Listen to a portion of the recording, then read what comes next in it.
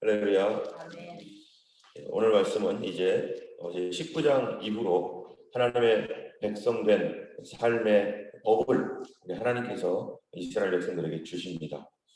그 첫 번째로는 하나님께서 언약을 베푸셔서 그들을 거룩한 나라, 그의 소유된 백성 삼아 주시고, 그리고 그의 거룩한 나라요, 그의 소유된 백성이 이제 당연히 해야 할 하나님 나라의 법, 그 백성들은 하나님 나라의 백성으로서 이 세상에 빛과 소금과 같이 살아야 되는데, 그런 빛과 소금으로서 살으려면 뭐가 있어야 돼요?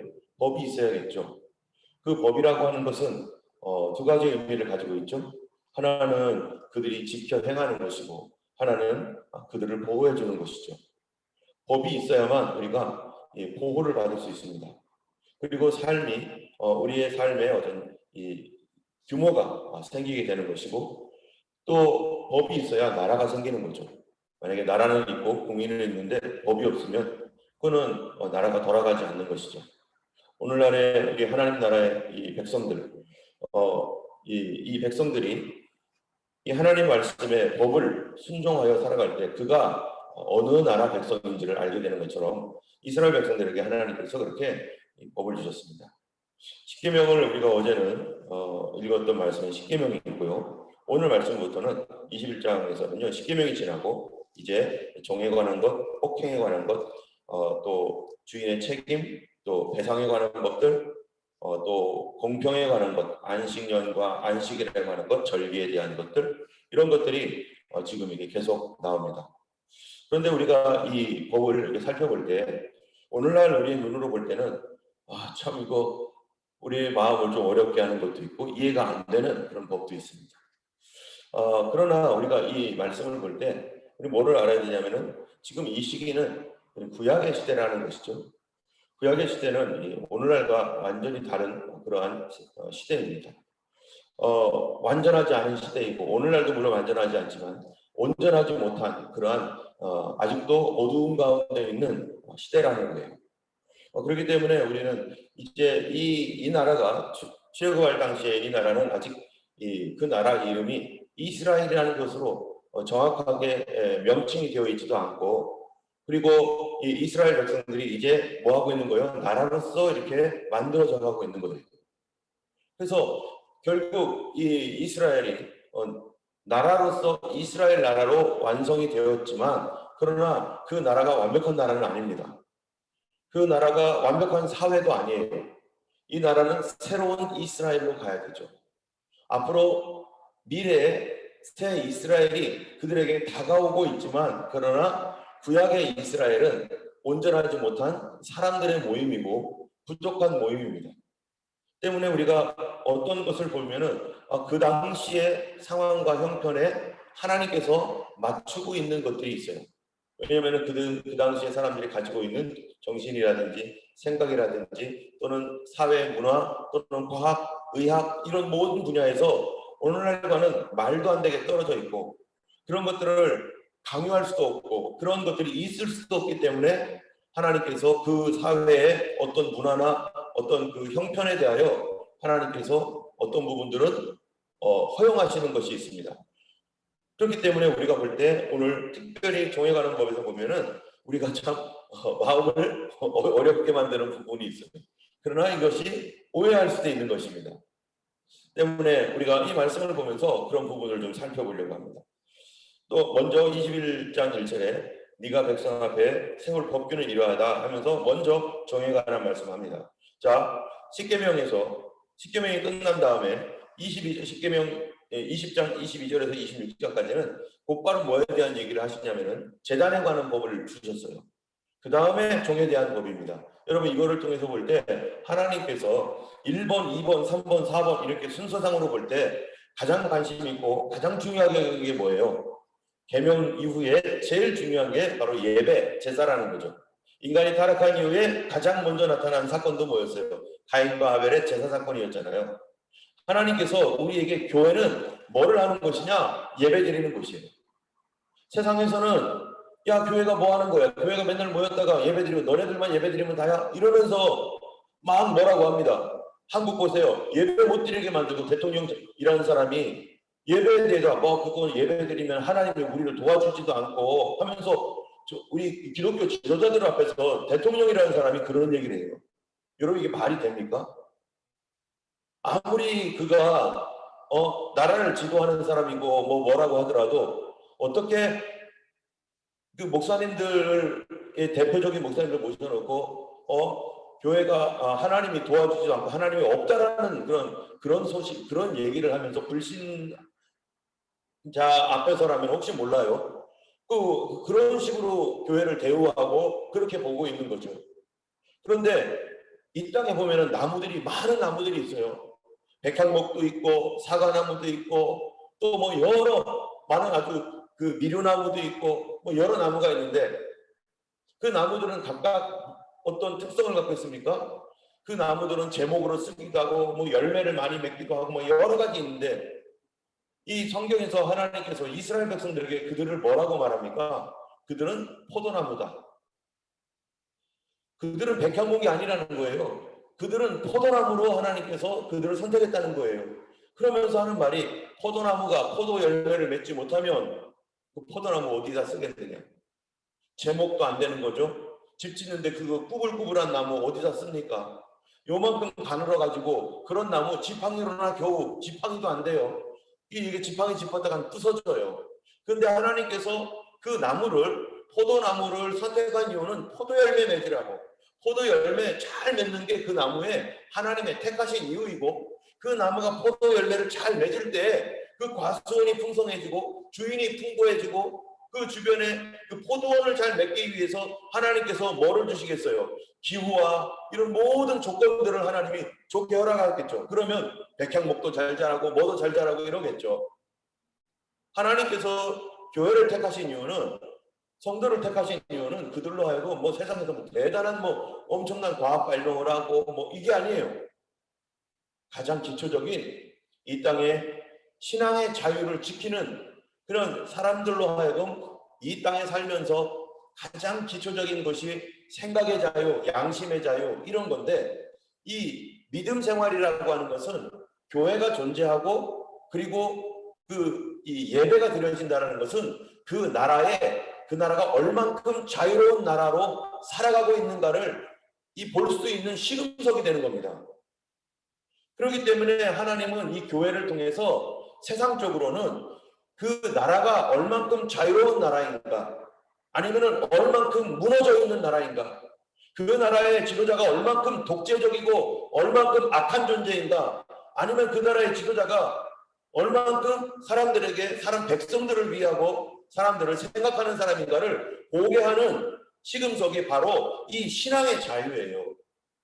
그래서 미국이라는 나라가 신앙의 자유 때문에 그 아메리카 대륙으로 그 청교들이 가서 가장 먼저 꼽아놓은 것이 뭡니까? 믿음의 자유.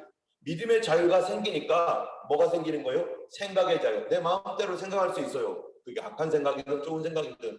남이 나의 생각을 강요하거나 내가 생각한 것에 대하여 억압하거나 하지 못하도록 그 생각이라는 것이 아주 중요한 겁니다. 생각할 수 있는 자유, 그리고 생각한 것을 표현할 수 있는 자유, 그거를 사상의 자유, 언론 출판의 자유, 집회의 자유라고 하는 것으로 말하잖아요. 그렇기 때문에 우리에게 있어서 모든 나라에 다 보면은 과연 신앙의 자유가 얼만큼 보장되어 있느냐에 따라서 그 나라가 민주적인 나라인가 아니면 독재적인 나라인가가 분간이 됩니다. 때문에 우리 기독교가, 그리스도인들이 예배를 자유롭게 드리고, 또 기독교뿐만 아니라 다른 종교도 마찬가지죠. 그런 거에 대하여 얼만큼 보장해 주고 있는가. 그런 차원에서 전 세계 국가들을 볼 때 그 나라의 지도자의 수준과 국민들의 수준과 백성들의 수준이 나타나는 거죠. 우리가 이 왕권으로부터 전제국가로부터 자유롭게 된 것도 몇백 년 되지 않았는데, 그런 아직도 거기에 벗어나지 못하고 있는 수많은 나라들이 있습니다. 그러나 그나마 거기에서 벗어난 그런 자유로운 국가들 안에서도 또 등급이 있겠죠. 어디는 더 자유롭고 어디는 덜 자유롭고. 어쨌든 이 대한민국 또 호주, 미국 이런 그 자유로운 나라들 안에 신앙의 자유는요 철저하게 보장이 돼야 됩니다. 그것이 어떤 것으로도 그거를 제한할 수 없는 것이죠. 그런데 이것을 이 핑계 저 핑계 대가지고 뭐를 제한해요? 예배를 제한한다. 예배를 못 드리게 한다. 사실 그것이 발표가 됐잖아요. 대한민국에서도 예배를 통해서 코로나가 전파된 바가 없다라고 그 책임자가 말하는데 그 전에 대통령이나 국무위원들이 언론이 얼마나 교회 때문이다 하면서 얼마나 떠드니까 다 거짓말이잖아요. 그 과학적 보고에 의하면. 근데 국민들은 그것도 몰라요. 또 그건 발표 안 하니까. 자기들이 떠들었던 거에 대해서 잘못된 거는 하나도 발표를 안 하니까. 성도들도 몰라요. 관심 있는 사람만 봅니다.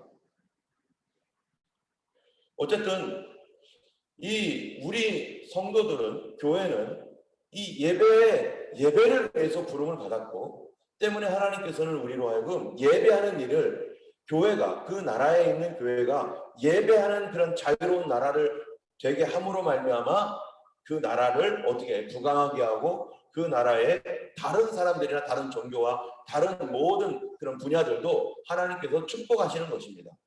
그것이 첫째 교회 이 인간적인 사회적인 국가적인 어떤 그 차원에서 볼 때 이 신앙적으로 교회는 바로 그 일을 위해서 이 땅에 존재하는 것이고 물론 하나님의 눈으로 볼 때는 하나님께 예배하는 공동체로서 교회가 이 땅에 존재하는 것이죠. 두 번째로 말하는 것이 종들에 대한 얘기인데 이런 종들이 히브리 종이 있으면은 여러분 히브리 종은 어떤 종입니까? 세상 이 당시가 벌써 몇천 년 전 얘기예요. 3,500년 전 얘기예요. 3,500년 전에 그 당시에 종은 어떤 종입니까? 한 번 종은 영원한 종입니다. 한 번 끌려가면은 이거는 뭐 어쩔 수가 없어요. 영원한 종이에요. 그런데 하나님께서 규정을 만들어 줬어요. 그 주변의 다른 이방 세계와 달리 바로 하나님의 백성은 어떻게 하라는 거예요? 종을 삼아도 그가 돈을 많이 꾸어갔는데 그거를 갚지를 못해가지고 어쩔 수 없이 종이 되고 그 사람이 게을러서 자기 땅을 팔아가지고 땅도 팔 뿐만 아니라 다른 것들도 팔아가지고 이제 자기 몸까지 팔아가지고 종이 되었을지라도 하나님의 사람은 뭐라는 거예요? 하나님은 누구든지 종으로 살기 원치 않는다는 겁니다. 자기의 재산으로 돈을 빌린 것을 갚지 못해서 그가 비록 어쩔 수 없이 자기 몸을 팔았을지라도 영원한 종은 아니다. 하나님은 기본적으로 어떤 하나님이에요? 우리에게 자유를 주시는 하나님이에요. 모든 사람이 자유롭게 살고 비록 우리가 돈이 없어서 어쩔 수 없이 매였을지라도 기간을 정해서 그 기간 동안만 일하게 하는데 그게 뭡니까? 7년 동안 6년 동안 열심히 일하고 7년째는 해방되는 그런 희년 또는 이 안식년 이런 것들을 하나님께서 준비해 놓으셔서 어떤 사람도 영원한 종은 없다. 최소 7년 동안만 일을 하고 6년 동안 일하고 7년째는 다 해방된다. 또 혹시 토지를 팔았을지라도 토지가 영원히 그 사람에게로 넘어가는 것이 아니고 토지가 50년 만에는 다시 다 자기에게로 돌아와서 전 사회가 리셋되도록 50년마다 한 번씩 리셋이 되도록 하나님께서 말씀을 통해서 준비해 놓으셨습니다. 이건 다른 나라와 완전히 다릅니다. 땅은 하나님의 것이니까. 뿐만 아니라 그럴 때 사람들이 종이 되었을 경우에 어떻게 할 것인가? 여러분 6년 만에 사람이 살다가 6년 만에 나가는데 이 사람이 결혼 정년기가 된 사람이에요. 결혼을 해야 되는데 만약에 주인이 이거 6년 후에 나가면은 이거 결혼한 사람과 같이 나가면 어떡하지? 그렇게 가지고요 만약에 그렇게 생각한다면은 뭐를 안 하겠어요? 절대 결혼 안 시키죠. 그죠? 종으로 있는 동안에 누가 결혼시키겠어요? 이 사람 결혼해야 되는데 절대 결혼 안 시키죠. 그런데 결혼할 수 있도록 뭐를 허용합니까? 그 주인이 결혼할 수 있는 아내를 택해줄 수 있도록 합니다. 그런데 만약에 이 사람이 결혼을 해서 아내를 데리고 나가면 갑자기 어떻게 되겠어요? 주인에게는 재산상의 손해가 되어버리는 거예요. 옛날 방식으로 가면. 그러니까 이 사람이 먼저 나가고 그 다음에 아내도 종이었으면요. 몇 년 동안 그 사람도 섬겨야 돼요? 그 주인을? 7년 동안 섬겨야 될 거 아니겠어요? 그러면은 그 다음 사람은 7년 뒤에 나가야죠. 자기가 6년 동안 채우고 나서. 그렇게 나가야지 결혼도 자유롭게 할 수 있고, 안 그러면은 7년 동안 꼼짝 못하게 결혼도 못하고 그렇게 살아요. 남자나 여자나 젊은 청년들이. 그러니까 하나님께서 이런 법을 만들어 주셨어요. 그리고 혹시 내 아내가 떨어지기 난 너무 싫어. 그래가지고 차라리 그냥 여기서 영원히 종이 되더라도 내가 여기 있을 거야. 내 아내와 1년 떨어져 있는 것도 나는 너무 힘들어. 그럼 어떻게 하겠어요? 주인 찾아가다가 주인도 괜찮고 하면은 나 여기다가 송곳 틀어주세요. 나 당신의 영원한 종이 돼요. 내가 밖에 나가서 살아봐야 나는 늘 게을러요. 나는 차라리 당신의 집에서 종으로 사는 게 나에게는 행복하겠어요. 이러면요, 이 사람 정신대로 거기에 있는 거예요. 그러나 종으로서 대우하지 않습니다. 고용인과 피고용인 이런 상태에서 가는 거예요. 어떤 하인 부리듯이 어떤 신분 제도가 있는 게 아니에요. 히브리 사회라는 것이. 우리나라의 옛날에 조선시대는 신분 사회였잖아요. 한번 신분 사회라는 게 뭡니까? 한번 그 신분이 되면 영원히 내 자식들까지도 영원히 그 신분에서 헤어나지 못하는 겁니다. 그런데 이 이스라엘은 하나님이 절대로 신분 사회로 되도록 하지 않았어요. 왜 그러냐? 너희들도 다 모였기 때문에. 이집트에서 너희들 다 종이었잖아. 너도 좀 다 가장 밑바닥에 쓰던 종이었는데 이 하나님의 새로운 사회로 와가지고 여기서 무슨 신분이야? 똑같은 종인데. 그러니까 하나님의 나라인 이 백성들은 다 뭐예요? 평등한 사람들이고 종으로 들어갔다라는 것이 그의 말이 종이지. 옛날 이게 모세 시대에 용어가 어떤 용어가 있겠어요? 그 당시에 썼던 용어가 고용주, 피고용주, 뭐 사장님 뭐 이런 말이 있겠어요? 그게 없죠. 그러니까 가장 적당한 그 당시에 쓰였던 가장 적당한 말이 비슷한 말이 종이에요, 종. 그러니까 고용되어 있는 노동자 이런 사람들에 대하여 종이라고 쓴 거죠. 그리고 그 집에서 사니까 또 그래서 하나님께서 이 이스라엘 사회가 이 자유의 모두가 자유인입니다. 일정 기간 동안만 그렇게 있는 거죠. 뿐만 아니라 이 7절부터 11절까지를 보면은 사람이 자기 딸을 여종으로 팔았으면 그는 평생토록 나오지 못할 것이다. 이게 여자를 종으로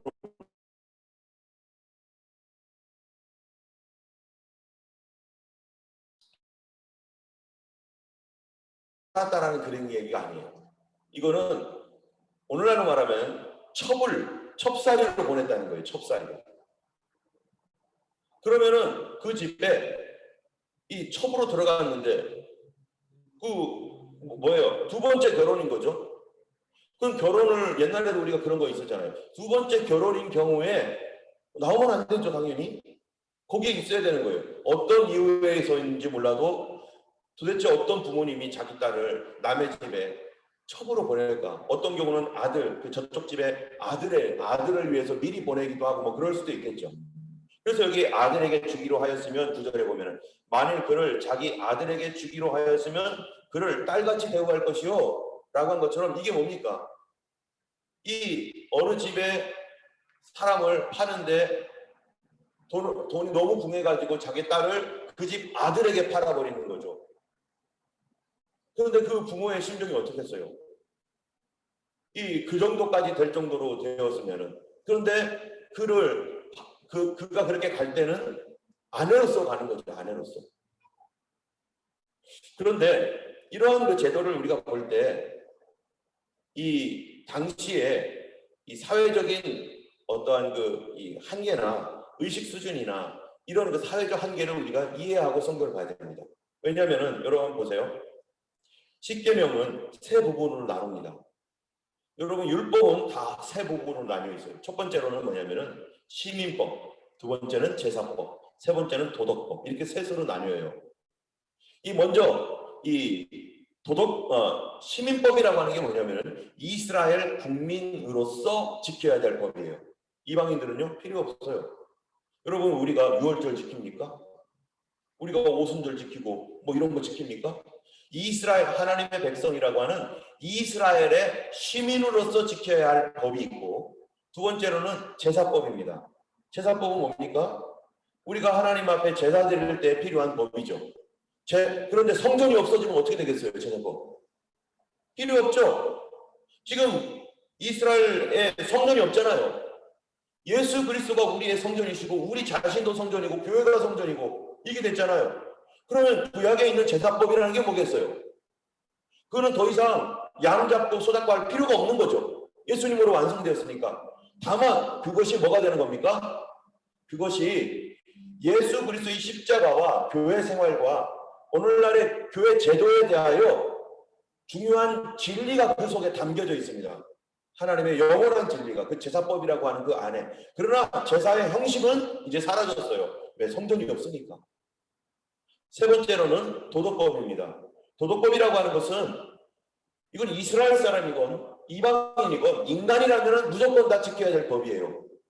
십계명을 보면은 뭐가 도덕법이겠어요? 살인하지 말라, 내 부모를 공경하라, 간음하지 말라, 내 이웃에게 거짓말을 하지 말라, 탐내지 말라. 이런 게 다 도덕법 아닙니까? 이스라엘 백성들에게 준 이스라엘 법은 뭡니까? 안식일을 기억하여 거룩하게 지켜라. 또 이 여호와 이름을 막는 데 일컫지 말라. 또 오늘 본문에서 보고 있는 21장 20장 종에 관한 법. 그 당시에 다른 나라 수많은 종을 부리고 있는 다른 나라들, 또 이 폭행, 배상 이런 수많은 그 다른 나라들도 이런 것들이 있는데 하나님의 백성으로서 최소한 이거는 해야 되라, 이 정도는 하라라고 하는 하나님께서 이스라엘 백성들에게 준 법입니다. 비록 여기 성경에 있지만 여러분 우리 중에 누가 이 성경에 있는 종에 관한 법을 누가 지금 지킵니까? 지키셔도 안 되고 지킬 필요도 없는 거예요. 그렇지 않겠어요? 이 안에 사람을 자기 딸을 지금 팔아요? 그렇지 않잖아요. 여기에 있는 것들 어떤 거는 도둑질하면 5배로 갚고 4배로 갚고 이럽니다. 지금 오늘날 이게 우리에게 적용이 됩니까? 성도들이 누군가 뭘 훔쳤어요. 그럼 5개로 갚아주고 이럽니까? 그렇지 않죠. 왜 그렇습니까? 왜 이 말씀을 우리가 안 지킵니까?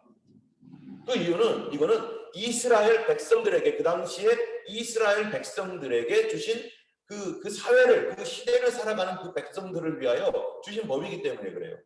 그러나 이 법이 그러면은 아무런 소용이 없는가? 그것이 아니죠. 이 법 안에 있는 하나님의 뭐예요? 진리. 그래서 예수님께서 이 백성들에게 11조 막 이런 얘기를 하시면서 너희가 11조를 낼 때 박하와 백향과 뭐 어쩌고 이런 거에 11조를 내면서 율법에 더 중한 바 의와 인과 신은 버렸도다. 의롭고 자비롭고 믿을만한 그러한 그 성경 안에 있는 하나님의 영원한 진리로서의 핵심 메시지를 그들은 저버리고 그리고 형식을 따르고 있는 그거 형식만 남은 것 그거에 대하여 예수님께서 꾸중을 하시잖아요. 이 오늘 종에 관한 법에서도 이스라엘이라는 이 사회 여러분 하나님께서 이 땅을 보세요. 자기 딸을 여종으로 파는 게 옳습니까? 틀립니까? 옳지 않죠. 근데 이걸 허용했어요. 왜 그렇습니까? 이 땅이요. 만약에 하나님께서 천국의 법을 천국에서나 통하는 법을 이 땅에 우리들에게 그리스도인들에게 다 하라고 명령한다면 어떻게 되겠어요? 우리 다 죄인 될 겁니다. 왜요? 우리는 뭐를 입고 있어요? 이 몸을 입고 있어요. 이 세상 자체가 타락되어 있어요. 이걸 어떻게 우리가 처리합니까? 우리 자신이 죄로 물들어버린 이 시대 속에서 살아가고 있는데 이걸 어떻게 합니까? 그래서 한 번은 예수님이 이 제자들에게 이런 말을 하는 거죠. 사람들이 물어봅니다. 성경에서는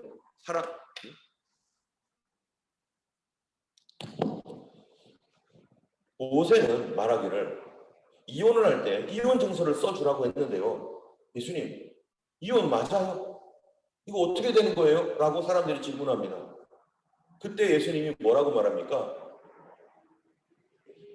예수님께서 마태복음 19장 8절에 예수께서 가라사대 모세가 너의 마음의 완악함을 인하여 내어버림을 허락하였거니와 본래는 그렇지 아니하니라. 이 뭐예요? 사람이 아내를 데려왔는데 마음에 안 든다고 무슨 문제가 있다고 해가지고요 이혼을 허락했다는 거예요. 그 대신에 이혼 증서를 써야 된다는 거예요. 그렇죠. 살다 보면은 그런 일이 있을 수 있겠죠. 우리가 살다 이 세상에서 안 하려고 했지만 어쩔 수 없이 이혼에 들어갈 수밖에 없는 그런 비참한 상황도 있을 수 있잖아요. 그럼 같이 사는 것 자체가 지옥과 같아 버린다면 어떡하겠어요? 참다 안 되는 경우.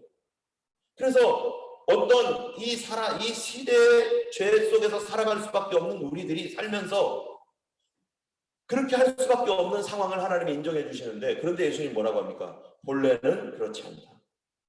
본래는 그렇지 않은데 너희들의 죄악과 완악함 때문에 하나님께서 그나마 그 정도라도 허락하실 수밖에 없었다. 여기에 있는 이 사회적인 지금으로부터 3,500년 전의 사회 속에서 살아가면서 전쟁도 많이 일어나죠. 의학적으로 수많은 사람들이 죽죠. 과학적으로는 발전되어 있지도 않죠. 이럴 때 그 사회에 살아가는 사람들이 마치 완벽한 시대에 살아가는 사람들과 같이 똑같이 천국의 그 법과 똑같은 것을 거기다 놓으면 아무도 감당 못합니다. 우리도 오늘날도 우리 감당 못하는데, 때문에 우리가 이 말씀을 볼 때 하나님께서 이 땅에 본래는 그렇지 않으나 인간의 연약함 때문에 어떤 것들은 허락한 것이 있다라는 것. 그렇지 않으면 인간이 이 세상을 살아가는데 너무 감당 못할 거기 때문에, 감당이 안 되기 때문에 어떤 부분은 하나님이 기뻐하지는 않지만 허락한 것들이 있다라는 것입니다. 그런데 이것이 새로운 이스라엘, 새로운 시대, 새로운 어떤 하나님의 새 언약의 시대로 이제 신약으로 들어갈 때 그런 것들이 다 폐지되고, 과거에 있었던 것들이 폐지되고 그리스도 안에서 새롭게 되고, 또 오늘날 우리가 살아가고 있는 이 시대도 여전히 뭐예요? 여전히 그늘이 있습니다. 어쩔 수 없는 그늘이 있어요. 사람들의 생각이 깨어났다고 하지만은 우리가 인간으로서 살면서 어쩔 수 없이 일어날 수밖에 없는 이러한 것들이 있어요. 그러나 우리는 어디를 바라봅니까? 이제 새하늘과 새 땅을 바라보면서 이 구차스러운 이 몸을 가지고 이 죄악을 가지고 애통해하면서 본래는 그렇지 않음에도 불구하고 어쩔 수 없이 그렇게 살아갈 수밖에 없는 이런 모습들을 가지고 우리가 살아갈 때, 그러므로 우리가 서로를 바라볼 때 어떻게 바라봐야 됩니까? 그렇지, 다 고장났지. 이해해줘야지. 우리가 나는 깨끗하지만, 나는 그 믿음이 있어서 정말로 그런 일들을 믿음으로 넘어갈 수 있지만, 믿음이 연약한 초신자들이나 이런 사람들, 나보다 연약한 사람들을 볼 때 그것도 못해 하면서 믿음으로 가야지 막 이렇게 우리가 함부로 말할 수 있어요. 그렇게 말 못합니다. 그가 가지고 있는 처해 있는 연약한 믿음과 연약한 성격과 연약한 그런 부분들을 우리가 어떻게 해줘야 되는 거예요? 이해해 주면서 하나님께서 비록 그가 부족하지만 그 사람도 받아주시고 있고 그 사람도 이해해 주시고 있고, 그것이 죄라는 것을 알지만 또 어쩔 수 없이 질 수 없는 그 사람들을 위해서 주님이 용서의 문을 또 열어놓으셨고, 거기에 매어있지 않고 또다시 도전하고 성장할 수 있도록 주님이 계속해서 용서의 기회를 주고 다시 일어날 기회를 주는 하나님, 이 하나님에 대하여서 우리가 감사해야 될 것입니다. 오늘 본문에서 이 21장부터 22, 23장 우리가 읽으면 계속 여러분 신명기까지 또 말라기까지 읽으면서 우리가 또 한 가지의 눈을 가지고 있어야 되는 거예요. 그것이 바로 우리의 인간의 연약함 가운데서 하나님께서 우리에게 주시고 있는 하나님의 그 여유 있는 어떤 부분들이 뭔가, 그리고 우리도 우리 자신도 우리 옆 사람에게 대하여, 우리 남편과 아내와 가족들과 또 믿지 아니하는 그런 사람들에 대하여 얼만큼의 여유를 가지고 살아가는가. 예수님께서 세리와 죄인들과 같이 먹으면서 사셨던 예수님처럼 여유 있던 분이 어디 있겠어요. 그들의 죄를 지적하시지만 그러나 죄를 용서하시고 받아주시고 그들과 같이 먹어주시는 예수님, 우리가 오늘 이러한 하나님의 그러한 그 사람을 이해하시고 알아주시는, 그리고 그럼에도 불구하고 하나님의 백성으로서의 어떠한 보호와 규정을, 구별된 규정을 주시는 그런 하나님을 생각하며 오늘도 주님과 동행하시는 그런 하루 되기를 주님의 이름으로 축원합니다. 기도하겠습니다. 거룩하신 하나님 아버지, 오늘도 우리에게 새 날을 주셨사오니 이날 하나님 우리가 완벽하게 살 수가 없습니다. 아버지, 이날 우리가 하나님이요 참으로 천국처럼 살아갈 수가 없습니다. 아버지, 그러나 하나님, 본래는 그렇지 아니하나 우리가 연약함으로 인하여서 아버지 하나님 어쩔 수 없이 하나님 우리가 넘어지고 하나님 또 부족한 가운데 살아가는 우리의 모습일지라도 하나님 계속해서 용서하시고 우리를 위하여 열어놓으신 하나님, 그러나 우리가 더 온전한 사람으로 하나님 날마다 변화되어질 수 있도록 도와주시어서 이 땅에서 하나님 참으로 성령의 충만한 가운데 하나님 주님과 항상 동행할 수 있는 그런 삶이 되도록, 그런 삶으로 우리를 이끌어 주시옵소서. 혹시 하나님 우리가 또 하나님 넘어질 때라도, 주님 잘못된 길로 갈 때라도 주님 돌이켜 회개하고 예수께로 다시 돌아올 수 있게 도와주시고, 아버지 하나님이여 점점 성숙하여 아버지 하나님 주님을 온전히 따를 수 있는 제자로서 살아가는 우리가 다 될 수 있도록 도와주시기를 간절히 원하며 예수님 이름으로 기도드렸습니다. 아멘. 하늘에 계신 우리 아버지, 이름이 거룩히 여김을 받으시오며 나라의 임하옵시며 뜻이 하늘에서 이룬 것 같이 땅에서도 이루어지이다.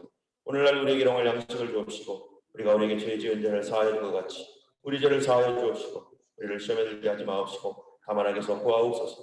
주의 나라와 권세와 영광이 아버지께 영원히 있사옵나이다. 아멘. 오늘 구정입니다. 주님 은혜 안에서 새해 복 많이 받으시고 늘 건강하시고 예수님을 더욱 닮아가는 그런 한 해가 되기를 주님의 이름으로 축원합니다. 우리 같이 기도하시고 자유롭게 돌아가시기 바랍니다.